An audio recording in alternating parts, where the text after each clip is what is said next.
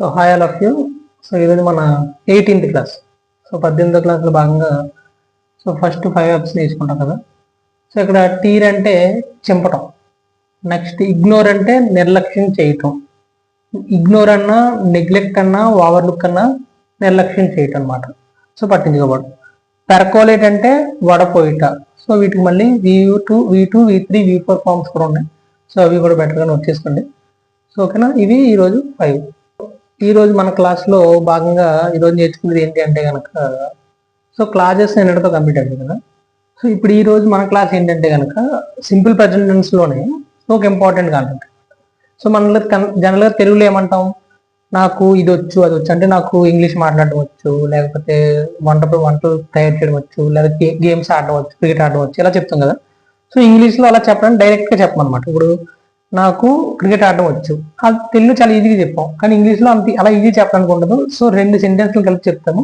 So first మనం just బేసిక్గా formula చూస్తే మీకు ఈజీగా అర్థమైపోద్ది. సో ఇంతేనా అనిపిస్తుంది. So first subject plus KNOW అన్నిటికీ ఇదే. So plus SRES plus how plus 2V1 plus object. So ఏంటి ఫార్ములా ఎలా ఉంది అనుకుంటారు, కానీ సో ఒక్కసారి అర్థం అయితే ఒక ఎగ్జాంపుల్ చూస్తే మీకు చాలా ఈజీగా అర్థం అవుద్ది, చాలా త్వరగా అర్థం అవుద్ది. సో ఓకేనా. సో ఇప్పుడు ఏంటి అంటే కనుక మనం వచ్చు అని చెప్పడానికి నో అని వాడతాం అనమాట. నో అంటే వచ్చు అని చెప్పడానికి అనమాట. ఈ కాంబినేషన్ ఒక ఎగ్జాంపుల్ చూద్దాం. సో ఇప్పుడు నేను ఏమంటున్నానంటే నాకు క్రికెట్ ఆడడం వచ్చు, అలా అని చెప్పడానికి ఏమంటాం అంటే సబ్జెక్ట్ని బేస్ చేసుకుని SI చేస్తాం, మనకు తెలుసు ఆల్రెడీ. సో ఐ నో, చూడండి సబ్జెక్ట్ అయింది, నో రాసాము. ఇక్కడ SI పెట్టాలనేది ఇక్కడ సబ్జెక్ట్ని బేస్ చేసుకుని సబ్జెక్ట్ ఫస్ట్ ఫార్మ్ కాబట్టి SRES పెట్టాల్సిన అవసరం లేదు. సో ఐ నో ఏమంటున్నాను, హౌ టు V1 ఏంటి, ప్లే క్రికెట్. సో ఇంగ్లీష్లో మనం తెలుగులో రాసినట్టు కాకుండా ఇలా రాస్తాం అనమాట. ఏదైనా వచ్చు అని చెప్పడానికి సో ఇలా రాస్తాం, I know how to play cricket. నాకు క్రికెట్ ఎలా ఆడాలో వచ్చు అని చెప్పేసి అనుభవం. సో అలా కాకుండా I know how to sing songs అంటే నాకు పాటలు ఎలా పాడాలో వచ్చు అండి. పాటలు పాడడం వచ్చు అని చెప్పడానికి ఎలా పాడాలో వచ్చు ఇంగ్లీష్లో రాస్తాం అనమాట. సో ఓకేనా, డైరెక్ట్గా రాయకుండా ఈ విషయాల్ని వచ్చు అనే విషయాన్ని డైరెక్ట్గా తెలుగులో చెప్పకుండా, తెలుగులో లాగా మాట్లాడకుండా నాకు వచ్చు అని చెప్పేసి ఇలా చెప్తాం అనమాట. సో ఇప్పుడు ఇక్కడ సబ్జెక్ట్ థర్డ్ పర్సన్ సింగులర్ అనుకోండి, ఆటోమేటిక్గా నేమ్ వస్తుంది, నోస్ అని వస్తుంది. ఓకేనా, సబ్జెక్ట్ థర్డ్ పర్సన్ సింగులర్ అయితే కనుక నోస్ వస్తుంది. ఏమని చెప్తాం, for example she knows how to speak English అంటే ఏమని చెప్తున్నాను, ఆవిడకి ఇంగ్లీష్ ఎలా మాట్లాడాలో వచ్చు అని చెప్తున్నాను అనమాట. సో షీ నోస్ ఎస్ పెట్టాలి. ఓకేనా, షీ కాబట్టి థర్డ్ పర్సన్ సింగులర్ కాబట్టి నోకి ఎస్ పెట్టాలి, ఇది గుర్తుపెట్టుకోవాలి. ఆల్రెడీ ఇక్కడ ఫార్ములాలో ఎస్ కానీ ఎస్ కానీ ఉందంటే అర్థం ఏంటి, సబ్జెక్ట్ థర్డ్ పర్సన్ సింగులర్ అయితే షీ కానీ హీ కానీ ఇట్ కానీ అయితే ఇక్కడ నోకి ఎస్ పెట్టాలి. She knows how to speak English. అమ్మాయికి ఇంగ్లీష్ ఎలా మాట్లాడడం వచ్చు అని చెప్పి చెప్తాం అనమాట. ఇలా వచ్చు అని ఏ విషయాన్ని చెప్పినా సరే వీటిని వాడాలి. నెక్స్ట్ తెలుసు అనడానికి కూడా షీ నో అని వాడతాం అనమాట.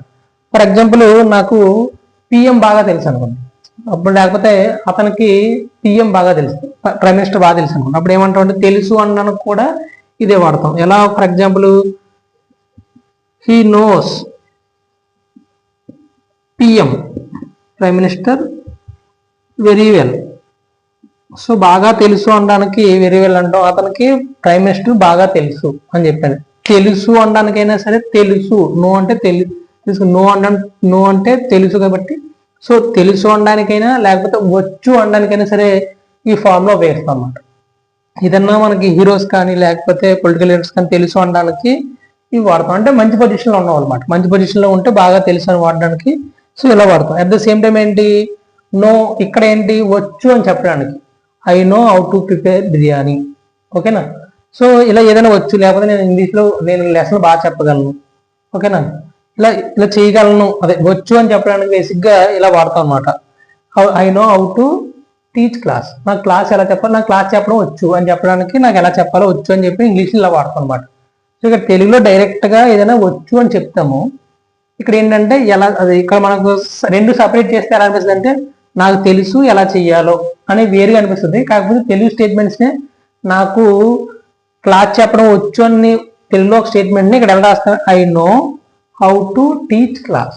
సో ఇలా రెండింటి కింద రాస్తాం. కానీ మీనింగ్ ఏంటి, తెలుగులో మనం మాట్లాడుకున్నట్టు నాకు క్లాస్ చెప్పడం వచ్చు అనే మీనింగ్. ఓకేనా. సో ఈజీగా ఇక్కడ లాజిక్ ఏంటంటే డైరెక్ట్గా చెప్పకుండా ఇండైరెక్ట్గా ఇలా చెప్తాం అనమాట. సో ఒకసారి బెటర్గా గుర్తుపెట్టుకోండి, ఇది పాజిటివ్. సో ఇవన్నీ ఏంటంటే పాజిటివ్లో. సో నెగిటివ్లో కూడా చూసాం అనుకోండి, అంటే ఏంటి ఇక్కడ ఏం చెప్పాము, నాకు వచ్చు అని చెప్పాము లేకపోతే తెలుసు అని చెప్పాము. సో ఇలా కాకుండా నాకు రాదు, నాకు తెలీదు అని చెప్పడానికి సో ఫస్ట్ ఫార్ములా ఉంది, స్లైట్ డిఫరెన్స్ అనమాట. చిన్న చేంజ్ చేస్తే ఫార్ములా మారిస్తే మొత్తం సేమ్ మారిపోద్ది. అట్ ది సేమ్ టైం ఈజీగా అర్థమవుతుంది. ఒక 2-3 ఎగ్జాంపుల్స్ చూసుకుంటే ఈజీగా అర్థమవుతుంది. సో ఇక్కడ నో కదా, ఇక్కడ సబ్జెక్ట్ని కొంచెం ఫ్రంట్గా తీసుకొచ్చేసి సబ్జెక్ట్ ప్లస్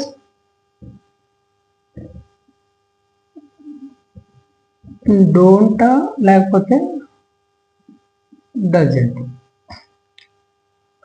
సో అప్పుడు ఎస్ఆర్ఈఎస్ తీసాడు. ఓకేనా. సబ్జెక్ట్ ప్లస్ డోంట్ లేదా doesn't know plus how plus to plus V1 plus how. So ఇప్పుడు ఒక ఎగ్జాంపుల్ చూద్దాం. ఇంతకు ముందు ఏం చెప్పాం, నా క్రికెట్ ఆడడం వచ్చు అని చెప్పాం. అంటే I know how to play cricket. ఇప్పుడు ఏమంటున్నాం, ఐ డోంట్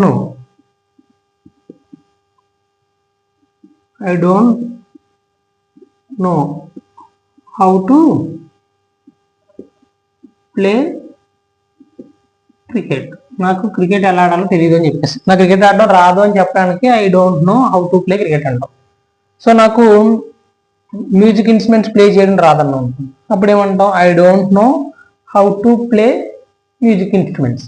సో రాదు అని చెప్పడం నెగిటివ్. లేకపోతే ఆ అమ్మాయికి వంట చేయడం రాదన్నాం అనుకోండి, అప్పుడు ఏమంటాం, షీ డజంట్. మనం గుర్తుపెట్టుకోవాలి, సబ్జెక్టు థర్డ్ పర్సన్ సింగులర్ అవుతుంది ఇక్కడ.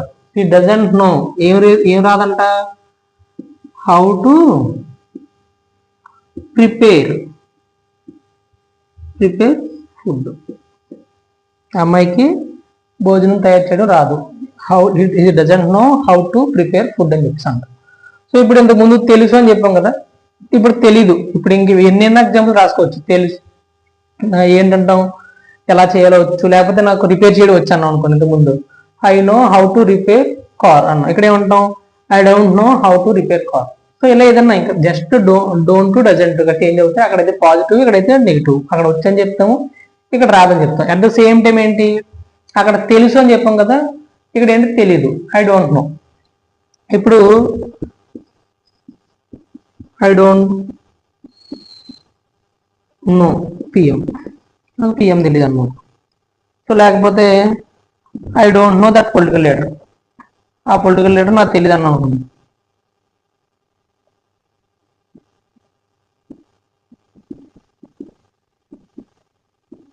సో ఏదన్నా సరే ఇప్పుడు తెలియదు అంటే ఇక్కడ ఏంటి, ఎలా చేయాలో రాదు నెగిటివ్. ఇక్కడ తెలియదు, వాళ్ళు తెలియదు అని చెప్పడానికి ఐ డోంట్ నో. అప్పుడు ఎవరు నాకు తెలియదు అని I don't no CM PM. అంటే ఇక్కడ సిచ్యువేషన్ ఏంటంటే లీడర్స్ గురించి ఎవరైనా తెలియదు, లేకపోతే ఆ పర్సన్ తెలియదు, ఐ డోంట్ నో సీఈజ్ ఆ అమ్మాయి ఎవరన్నా తెలియదు అని అనుకుంది. అప్పుడు ఇలా ఐ డోంట్ నో సార్ అని చెప్తే నాకు తెలియదు అని చెప్పేసి, ఇలా తెలుసు తెలియదు అని చెప్పడానికి కానీ, లేకపోతే వచ్చు రాదని చెప్పడానికి కానీ సో ఇక్కడ ఈ ఫార్ములా ఉపయోగిస్తాం. సో ఫార్ములాని బెటర్గా గుర్తుపెట్టుకుంటే అసలు తెలుసు ఆటోమేటిక్గా మీరు ఈజీగా ఎన్ని వెబ్స్ అయినా రాసుకోవచ్చు. సో ఫార్ములాని బేసిక్గా కంప్యూటర్ ఫార్ములా గుర్తుపెట్టుకుంటే కనుక మీరు ఈజీగా రాయొచ్చు. Thank you. ఏదైనా డౌట్ ఉంటే కనుక కింద కామెంట్ చేయండి.